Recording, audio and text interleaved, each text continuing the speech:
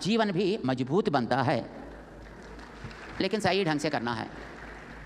यहाँ पर श्री लक्ष्मी नारायण महायज्ञ का नाम से उस प्रकार यज्ञ करने के लिए जो असली गाय को पहचान कर उसे दूध लेकर, दूध को जमा करके दही के रूप में और उसको मथन करके माखन निकाल के उसे घी बनाकर, इनमें एक एक प्रकार भी आजकल करप्ट हो गया है, प्रदूषित किया गया है। असली गाय तो मिलते नहीं और दूध को जमा नहीं करते हुए ही माखन निकाल लेते हैं। ये तो हर प्रकार भी तो प्रदूषित किया गया। उसके बारे में बोलना आजकल समाज में ज़रूरत पड़ी है।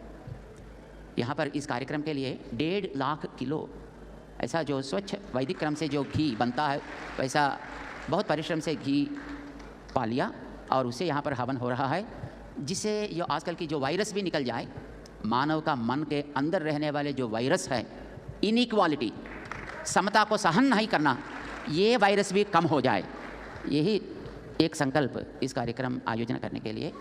और यहाँ 2 दिन पहले अपना प्रीतम प्रधानमंत्री श्रीमान नरेंद्र मोदी जी यहाँ पधार कर समता मूर्ति को लोकार्पण किए थे और कल रात में यहाँ पर अपना गृह मंत्री श्रीमान अमित शाह जी यहाँ पधार कर यहाँ एक इस कार्यक्रम के बारे में बताने वाले एक प्रीव्यू थिएटर एक अंदर जो है और उसको लोकार्पण किए थे। आज आप यहाँ पधार कर धर्म की रक्षा के लिए इतने साधु संतुगण यहाँ पधार कर हम सब धर्म की रक्षा करने के लिए एक होकर एक आवाज़ से आगे बढ़ेंगे। ये तो बहुत कष्ट की बात तो है, क्योंकि एक प्रथा ऐसी है कि द्वैत, अद्वैत, विशिष्टाद्वैत, शुद्धाद्वैत, अचिंत्य भेदा भेद, ऐसा हर प्रकार के जो आलोचना धाराएं थी, ये एक से एक नहीं मिलता है और एक को एक सहन नहीं कर सकता है। ऐसा तो कुछ अपप्रथा तो है, परंतु अपने जो धर्माचार्य आदि शंकराचार्य जी से लेकर कोई भी वैदिक धर्म रक्षा करने में दूसरों को दूषण नहीं करते हैं। ऐसा करने वाले वैदिक नहीं बनते हैं कभी भी। अपने ग्रंथों में वो देख सकते हैं, अपनी जो विचार में और उसका अर्थ निर्णय करने में वो अपनी भावना को आगे बढ़ाते हैं, लेकिन दूसरों को व्यक्तिगत दूषण कभी भी नहीं करेंगे। और भावना का स्वतंत्रता से अनेक प्रकार का एक्सरसाइजेस तो करते ही हैं, तभी तो विज्ञान का विकास होता है, परंतु ये एक को एक द्वेष करने के लिए नहीं होता है। इसी बात को सिद्ध करने के लिए ही अब यहाँ अनेक प्रकार की पंथाएं से आचार्यगण यहाँ पर पधारे हैं। और यद्यपि इन आचार्यों को यहाँ पर कुछ रहने में कुछ असुविधाएं होते हैं, तो भी वे सहनशील होकर और अपने हृदय में प्रेम का स्रोत यहाँ पर बहा रहे हैं। और आपका जो क्रम है और आपकी जो निष्ठा है, इसके बारे में वे भी सुनकर आपको आशीर्वचन देते हुए आपके द्वारा धर्म की रक्षा और मजबूत और इस देश में धर्म की स्थापना अच्छी तरह हो जाए, ऐसे ये सब यहाँ पर आपका आगमन के लिए और आपकी वाणी को सुनने के लिए यहाँ पर तैयार है। प्रीतम मोहन भागवत जी, आपकी वाणी से यहाँ पर इन लोगों को संबोधित करें। जय Shriman Narayan. Jai Sriman Narayana. I would like to request and pray to Puja Yuga Purush Paramanand Swamiji Maharaj and also His Holiness Sri Vanamamalai Jiyar Swamiji Maharaj to come onto the dais.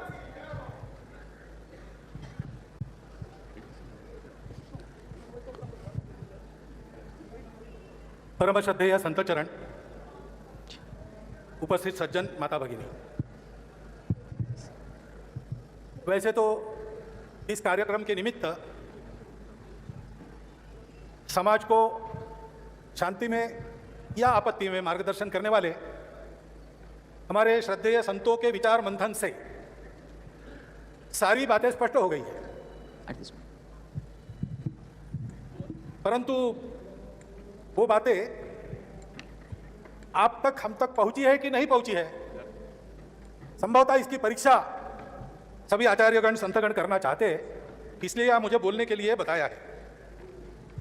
वेश मुझे ऐसा बना दिया है, लेकिन वेश बनने से ज्ञान और वैराग्य थोड़ी आता है, उसके लिए तो तपस्या करनी पड़ती है। धर्म के रक्षा की बात है, तो धर्म की रक्षा करना है तो क्या रक्षा करनी है? मुझे एक कहानी याद आती। एक खरगोश था, जंगल में सोया था, दोपहर अच्छी भरपेट घास खा ली थी और आराम कर रहा था। उतने में ताड़ के पेड़ का एक सूखा पत्ता, बड़ा होता है, आप सब लोगों ने ताड़ का पेड़ देखा है, वो पेड़ से छटका और नीचे आके खड़का, आवाज हुई।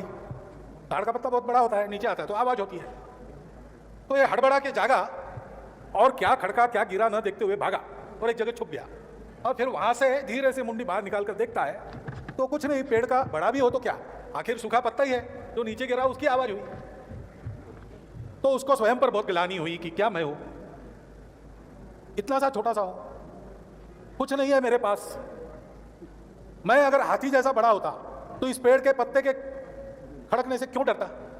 भगवान भी क्या अन्याय करते हैं, सबको कुछ ना कुछ दिया है जिससे वो अपनी रक्षा कर सके। अरे कम से कम मुझे हाथी जैसा बना देता तो मुझे किसी को डरने की जरूरत नहीं थी। तो भगवान तो सबकी सुनते, उसकी भी सुन रहे थे।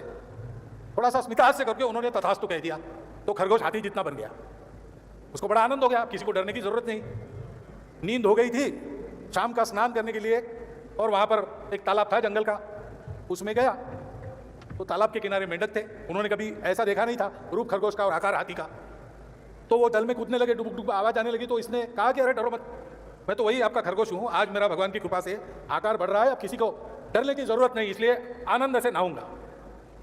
तो मेंढकों ने कहा ठीक है हम तो मान लेते हैं, लेकिन ये जो तुम कह रहे हो डरने की जरूरत नहीं, तो इस तालाब में तो एक मगरमच्छ रहता है, वो पानी में हाथी को भी भारी होता है।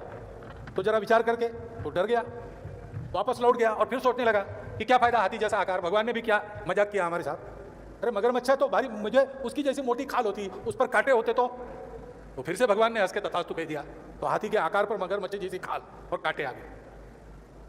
तो फिर लौटा स्नान करने के लिए, उतने में देखा उसने कि जंगल के सब जानवर भाग रहे हैं। हाथी भी भाग रहा है, शेर भी भाग रहा है, हिरन भी भाग रहा है, चीता भी भाग रहा है। कोई एक दूसरे को खाने की सोच नहीं रहे, सब एक दिशा में भाग रहे हैं। पीछे से बंदर कूद कर आ रहे थे, उन्होंने पूछा बंदरों को क्या हुआ भाई, क्यों भाग रहे हो? तो उन्होंने कहा जान प्यारी हो तो तुम भी भागो, क्योंकि जो गवाह होता है जंगल का बाइसन, उसका एक झुंड निकला है और सबको रोनते इधर चला आ रहा है, तो तुम हट जाओ रास्ते से, कहीं छुप जाओ। तो फिर से छुप गया और भगवान को कहने लगा कि ये क्या मेरे साथ मजाक कर रहे हैं भगवान, मैं रो रहा हूं, मुझे घबराना पड़ता है सबसे, और आप दे तो रहे हो लेकिन मैं तो घबराना छोड़ ही नहीं पा रहा हूं। तो भगवान ने उसके मन में प्रकट होकर कहा कि ये मूर्ख, तुझे अगर भीति दूर करनी है तो ये मगरमच्छ जैसे कांटे, हाथी जैसा आकार, दांत नाखून, इसका क्या उपयोग है भैया? तुम्हारे उस छोटे से शरीर में ही एक निर्भय हृदय अगर तुम मांग लेते तो उसी क्षण तुम्हारा डरना बंद हो जाए।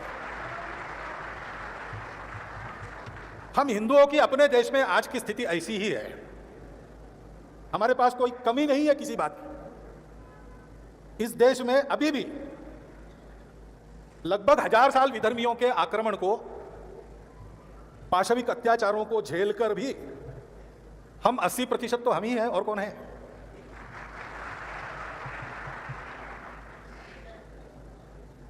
इस देश के शासन को चलाने वाले, इस देश के राजनीतिक दलों को चलाने वाले अधिकांश लोग तो हिंदू ही है, और कौन है? शासकीय कर्मचारियों में अधिकांश तो हिंदू है, और कौन है? क्या नहीं है हमारे पास इस देश में? ये हमारा देश है। आज भी हमारे मंदिर खड़े और मंदिर खड़े हो रहे हैं। हमारी परंपरा ने हमको जो सिखाया है वो शाश्वत है। सारी दुनिया इक्वालिटी की बात फ्रांसीसी राज्य क्रांति के बाद करने लगी, और बात बहुत करते हैं, लेकिन आज भी कभी कभी लगता है कि गोरी चमड़ी वाले बाहर के लोग हैं, उनके मन में अपने श्रेष्ठता का अहंकार आज भी है। ऐसा वहां अन्य रंगों के लोग जो है उनको लगता है, वो बोलते भी है। लेकिन हमारे यहां तो ये समता की बात हजारों वर्षों से बताई जा रही है। यहां रामानुजाचार्य जी की सहस्राब्दी के निमित्त उनकी विशाल मूर्ति को देख रहे हैं, उनका यही उपदेश था। तो हमारे पास कमी किस बात की है? किसी बात की नहीं, हम अपने आप को भूल गए, बस यही है। लड़ना पड़ता है, लेकिन लड़ने के लिए क्या करना पड़ता है? कभी कभी जब चर्चा होती है तो ये समस्या है, वो समस्या है, यहां ऐसा हो रहा है, वहां ऐसा हो रहा है, इसी की चर्चा होती है। कि भाई उपाय की चर्चा करो। एक उदयनंद नाम का राजकुमार था केरल में, उसके पिताजी ने उसको सीखने के लिए भेजा, प्रजा का रक्षण करना है तुमको, लड़ना आना चाहिए, शस्त्र विद्या, द्रोणाचार्य की विद्या सिखाने वाले 21 आचार्य केरल में थे, उनका गुरुकुल था, उसमें भेजा। वो गया उन आचार्यों के, उनका शिष्य बनकर 12 साल उसने खूब अच्छी मेहनत की, खूब अच्छा सीख लिया। फिर परीक्षा का समय आया तो अपने शस्त्र लेकर पहुंच गया गुरु के पास। 20 गुरु बैठे थे, 21वें प्रधानाचार्य सबके सामने थे, और उसने कहा कि आचार्य मैं उपस्थित हूं, मेरी परीक्षा लीजिए। तो प्रधानाचार्य ने पूछा उसको, परीक्षा तो लेते लेकिन पढ़े कितना हो वो बताओ 12 साल में। हमने पढ़ाया ठीक है, लेकिन तुमने लिया कितना वो बताओ, तो उसकी परीक्षा लेंगे। तो उसने कहा कि आचार्य आपकी कृपा से मैं इतना सीख गया हूं कि मेरे सामने विभिन्न शस्त्र अस्त्र लेकर अगर 10,000 लोग आते तो मैं उनसे लड़ सकता हूं और विजयी हो सकता हूं। हाँ, लेकिन आपने ताली बजाई, आचार्यों ने भी ताली तो बजाई होंगी, लेकिन उसको कहा कि ये अच्छा है लेकिन अभी परीक्षा नहीं लेंगे, 6 महीने बाद आओ। तो वो तो समझ गया 6 महीने बाद, यानी सप्लीमेंट्री में बुलाया तो फेल हो गए। तो सोचने लगा और सोचते सोचते उसको उत्तर मिल गया। 6 महीने के बाद फिर पहुंचा और वही प्रश्न उसको किया गया कि क्या सीखे हो बताओ। तो उसने कहा कि आचार्य मैं जरा भूल गया था, ठीक से सोचा नहीं था, 10,000 लोगों से तो किसी को नहीं लड़ना पड़ता है। विभिन्न अस्त्र शस्त्र लेकर आपको मारने के लिए 10,000 लोग घेर कर भी खड़े हो गए तो भी जो अंदर खड़े हैं उतने ही आपको मार सकते हैं, बाकी लोग तो आपको मार ही नहीं सकते, उनके शस्त्र आपस में ही टकरा जाएंगे। तो युद्ध का शास्त्र, अपना परंपरागत शास्त्र जो है वो कहता है कि अधिक से अधिक 27 लोग आपको एक साथ मार सकते हैं। तो उसने कहा कि मैं 27 लोगों से अच्छी तरह लड़ सकता हूं। तो गुरु ने कहा कि तुमको सोचने की दिशा मिल गई है, इसी दिशा में सोचो और 6 महीने के बाद आओ। तो थोड़ा दुख हुआ, लेकिन उनको लगा कि एक क्लू तो मिल गया, इसी दिशा में सोचना है।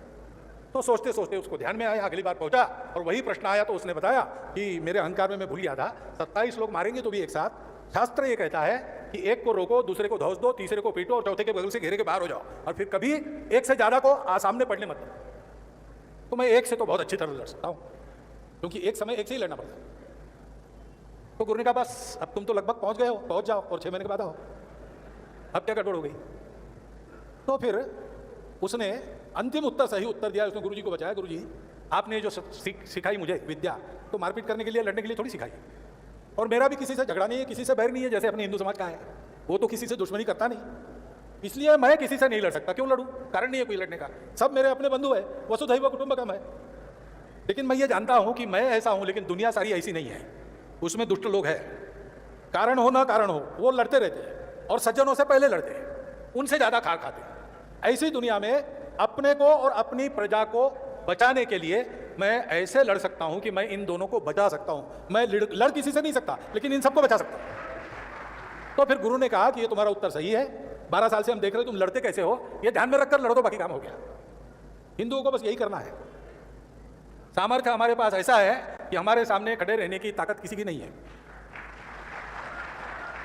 जिनका डर कभी कभी हमारे मन में आ जाता है, और उस डर के मारे कभी कभी हम भी उल जलूल बातें कह देते हैं, उल्टी सीधी बातें कर लेते हैं। उन्होंने तो बहुत प्रयास किया, अगर समाप्त होना होता हमको तो पिछले 1000 सालों में हम हो जाते, ऐसा नहीं हुआ।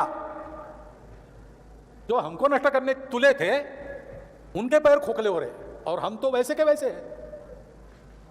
आज भी 5000 साल पुराना सनातन धार्मिक जीवन जो भारत का विभिन्न पंथ संप्रदायों से सुसज्जित सुशोभित, आज भी यहां देखने को मिलता है, वैसा का वैसा देखने को मिलता है,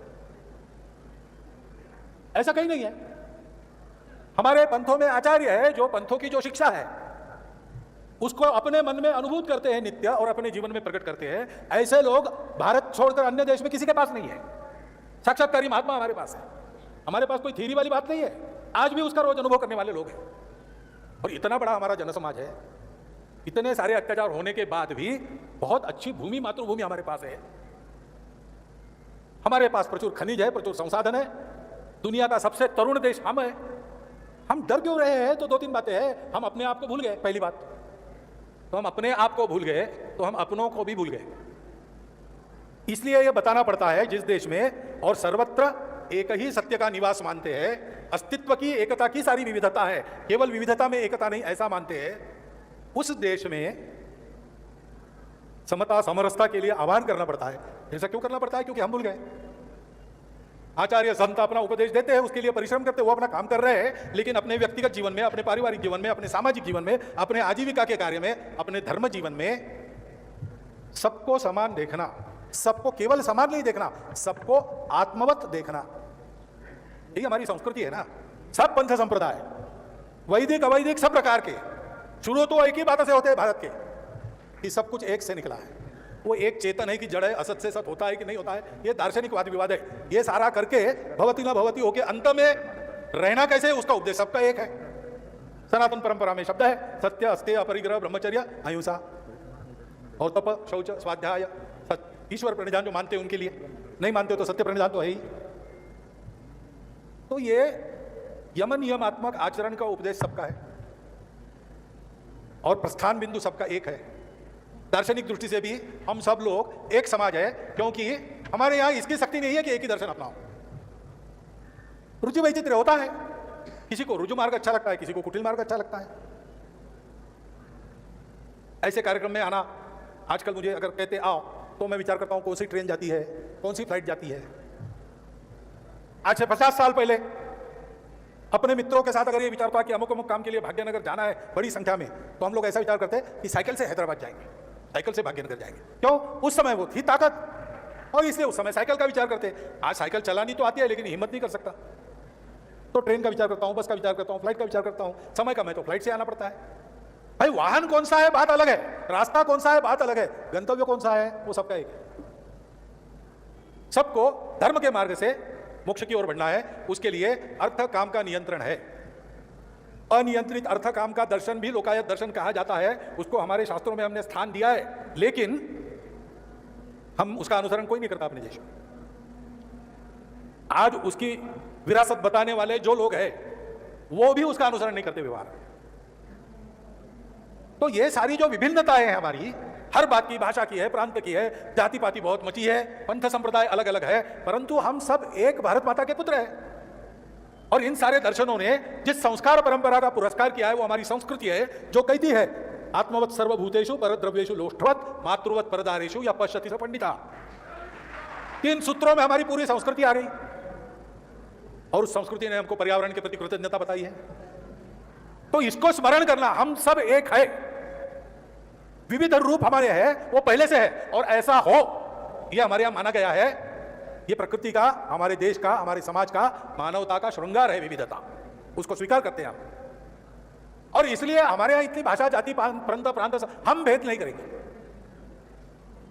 ये सब मेरे अपने हैं और मेरा भला करते समय मैं इन सब के भलाई की सोचूंगा और इनके साथ मेरा व्यवहार हमेशा अपनापन का होगा। यह आचरण करने की आवश्यकता है। इसका आचरण शुरू करना, एकदम करना संभव भी नहीं होगा आपको, तो शुरू कीजिए। समाज के हर जाति वर्ग पंथ संप्रदाय में अपने मित्र होने चाहिए। समाज के हर जाति वर्ग पंथ संप्रदाय भाषा में मेरे कुटुंब के मित्र कुटुंब होने चाहिए, आने जाने का संबंध होना चाहिए। यह आचरण हमको शुरू करना पड़ेगा। इसकी शिक्षा सब तक, समाज तक पहुंचती रहे। इसलिए हमारे आचार्यों को, संतों को भी बिल्कुल अभी अखिल भारतीय स्तर पर हम इकट्ठा आए हैं, लेकिन एक एक ब्लॉक में जो हमारे संत हैं विभिन्न संप्रदायों के, उन सबको महीने में एक बार बैठना चाहिए। समाज के भलाई के लिए कैसा प्रबोधन करना, इसका विचार करना चाहिए।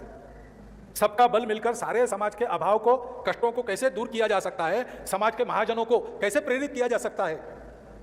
जैसे इतना एक सुंदर प्रेरक स्थान यहां पर बनाने की प्रेरणा स्वामी जी के द्वारा और हमारे 2 बंधुओं को मिली जो बैठे अंत में, और ये देखते देखते खड़ा हुआ।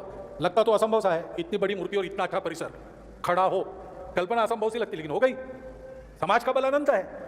ऐसे सत्कार्यों की प्रेरणा समाज को देते रहने के लिए खंड स्तर पर हमारे पंथ संप्रदायों के आचार्यों को इकट्ठा बैठना चाहिए। और हम बाकी लोग हमारे अपने परिवार से शुरू करें, हमारे कुटुंब में बैठे हम भी हफ्ते में एक दिन नियत समय पर शाम को इकट्ठा है, श्रद्धानुसार भजन करें, बाद में घर में बनाया हुआ, घर के लोगों ने बनाया हुआ रुचिकर स्वास्थ्यकर भोजन आनंद से करें और 2-3 घंटा चर्चा करें। पहली बात है अपनी कुलरीति, हमारे पूर्वज कौन थे, क्या थे, कैसे थे। हमारे पूर्वज यानी हमारे अपने वंश के पूर्वज, ये भी होता है, और हमारे अपने देश के पूर्वज, इन सबकी रीति क्या थी, हम उसके लायक है कि नहीं। हमारे घर में भाषा, भूषा, भवन, भजन, भ्रमण, भोजन, ये सब उसके अनुरूप होता है कि नहीं। हो सकता है काल सुसंगत कुछ परिवर्तन होंगे, लेकिन उन्हीं मूल्यों पर, उसी दिशा में सोचकर हमारा पहनावा, हमारी भाषा, ये सब होता है कि नहीं। हमारे घर में चित्र लगे हैं, हमारे घर के विवाह की निमंत्रण पत्रिका बनती है, उसमें ये सब प्रतिबिंबित होता है कि नहीं। और दूसरी बात यह सोचना है कि मैं मेरे लिए तो रोज समय देता हूं, काम करता हूं, खर्चा भी करता हूं, अपने कुटुंब के लिए समय देता हूं, खर्चा करता हूं। जिस समाज पर मेरा अस्तित्व अवलंबित है उसके लिए मैं क्या करता हूं, रोज कितना समय, कितना पैसा। अपने यहां परंपरा कहती है कि आय का 6वां हिस्सा राजा को 2 राज्य चलाने के लिए, 6वां हिस्सा अपने लिए रखो, 6वां हिस्सा अपने परिवार के लिए रखो, 6वां हिस्सा आड़े समय में काम आने के लिए बचत में रखो, 6वां हिस्सा समाज के अभाव दूर करना, समाज की आवश्यकता पूर्ण करना, धर्मशाला, धर्मादाय, चिकित्सालय आदि आदि समाज की धारणा के लिए चलने वाले काम, सेवा कार्य, इसके लिए रखो। और 6वां हिस्सा अपने देवालय, अपने देवालयों में पूजा, उनका रखरखाव, उनका पोषण, इसके लिए रखो।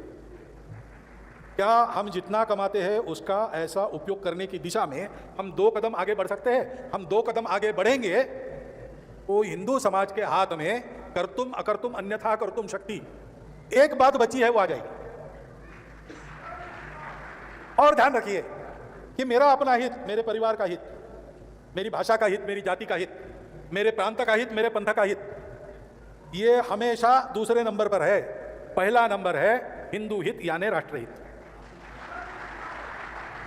कोई भी बात जो आपस में झगड़ा लगाने वाली है उसमें हम नहीं जाएंगे, कोई बात जो हमको आतताई बनाने वाली है उसमें हम नहीं जाएंगे, कोई बात जो हमको डरपोक बनाने वाली है उसमें भी हम नहीं जाएंगे। हम स्वाभिमान से जिएंगे और सृष्टि का पालन पोषण करेंगे। इस प्रकार का जीवन जीने का संकल्प हमारा होना चाहिए। ऐसा मैं इसलिए कह रहा हूं क्योंकि कल और आज यहां पर संतों की, आचार्यों की जो चर्चा हुई उसका कुछ सारांश जो मैंने सुना उसमें से मुझे ऐसा लगा कि उनका यही उपदेश है। तो संतों आचार्यों को तो मैं अपनी कृतज्ञता व्यक्त करता हूं उनके सामने कि अत्यंत उचित समय पर देश के इस मध्य भाग में स्वामी रामानुजाचार्य का भक्ति युक्त, समरसता युक्त जीवन सामने लाकर सारे समाज को उन्होंने अत्यंत उचित समय पर एक संदेश दिया है। वास्तव में यहां से अपने देश के भाग्य का जगना, इसकी एक प्रक्रिया का एक चरण पहले शुरू हो गई है, एक चरण यहां से शुरू हो गया है। भाग्यनगर का नाम सार्थक हो गया। तो इससे ज्यादा आपने को कहना क्या है? मुझे क्या बताना है आपको? मुझे इतना ही कहना है और मुझे भी वो करना है कि ये जो बातें उनकी कही हुई बातें हैं, धर्म जगत में कैसे लाना, समाज को कैसे प्रबुद्ध बनाना, सेवा कैसे बढ़ाना, वो देखेंगे। परंतु गृहस्थों के नाते हम लोगों की बहुत बड़ी जिम्मेवारी है, क्योंकि गृहस्थाश्रम सब आश्रमों का पालक होता है। समाज की धारणा करने वाला गृहस्थाश्रम होता है, धारणा कैसी करना इसका ज्ञान देने वाला संन्यास आश्रम होता है। और इसलिए संन्यास आश्रम ने अपना कर्तव्य पूर्ण करने के बाद गृहस्थाश्रम ने उनके उपदेश के अनुसार अपना कर्तव्य पूर्ण करना चाहिए। ये दायित्व, इस मूर्ति का निर्माण यहां हुआ तो इसका मतलब है कि भाग्यनगर वासियों ने या समस्त हिंदू समाज ने, क्योंकि सारे आचार्यगण यहां पर हैं, समस्त हिंदू समाज ने यह दायित्व अपने सर पर लिया है। समाज के घटक अपने आप व्यक्ति नहीं होता, कुटुंब होते हैं। तो गृहस्थ का कर्तव्य है कि अपनी घर गृहस्थी चलाते समय उससे अच्छे व्यक्तियों का निर्माण हो कुटुंब में, कुटुंब अच्छा चले, मैं भी भूखा ना रहूं, साधु भी भूखा न जाए, ये देखे। और समाज की धारणा ऐसी हो कि समाज तेजस्वी बनकर संपूर्ण विश्व ने जो संतुलन खोया है वो संतुलन वापस करने वाला धर्म, उसको देने वाला विश्वगुरु समाज वो बने, अपने देश को बनाए। ऐसा काम हम आज से प्रारंभ करें, इतना एक निवेदन आपके सामने रखता हूं और मेरे 4 शब्द समाप्त करें। Jai Sriman Narayana. What an inspirational message from